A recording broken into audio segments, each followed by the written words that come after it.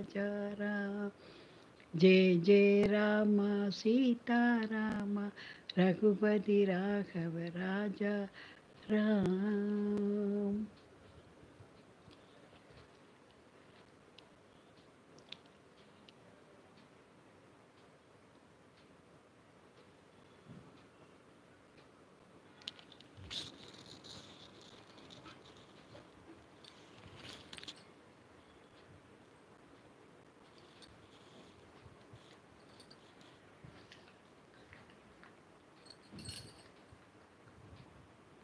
நன்றி நன்றி.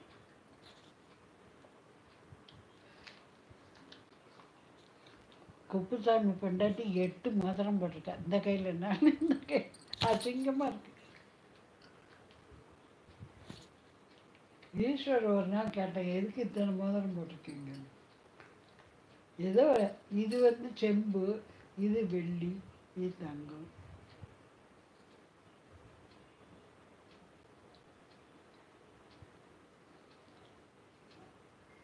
கண்டிப்பாக பார்க்குறேன்.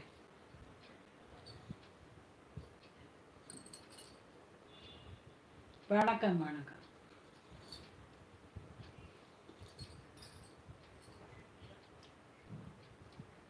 உங்களுக்குள்ள என்ன?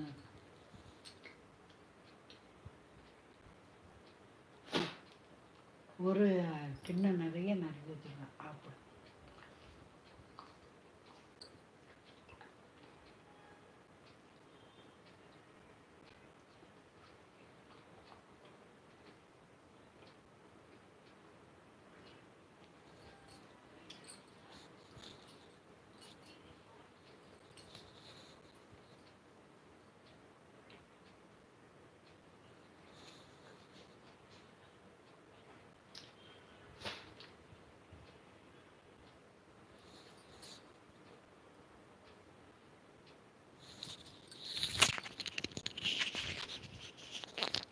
பண பிரச்சனை தீர நெல்லை தமிழச்சி தினமும் பசுவுக்கு ஒரு ஆகாரம் கொண்டு கொடுங்க. காலையில் நீங்கள் ஏதாவது டிஃபன் செய்வீங்க, அதை சுத்தமாக ஒரு கிண்ணத்தில் எடுத்து வச்சு பசுவுக்கு கொண்டு கொடுங்க. உங்கள் தரித்திரம் தீந்துடும். அமாவாசை தோறும் அரைக்கீரையோ அகத்திக்கீரையோ எது கிடைக்கோ வாங்கி கொண்டு பசுவுக்கு கொடுங்க. உங்கள் தரித்திரம் காணாமல் போயிடும். முகத்தில் இவ்வளவு பால் பூசுங்க. காப்பி கலக்கும்போது முகத்தில் இவ்வளவு பால் எடுத்து முகம் பூரா பூசுங்க. வீட்டில் தென்கிழக்கு மூலையில் உப்பு வைங்க.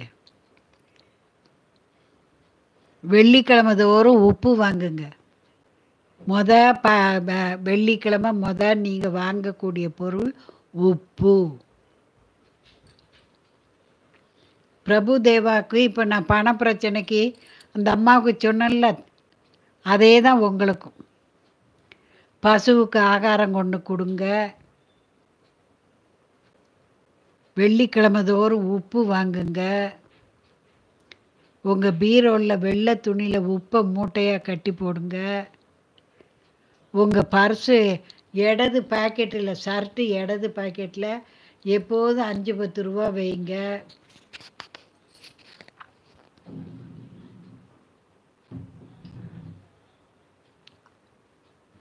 நன்றி.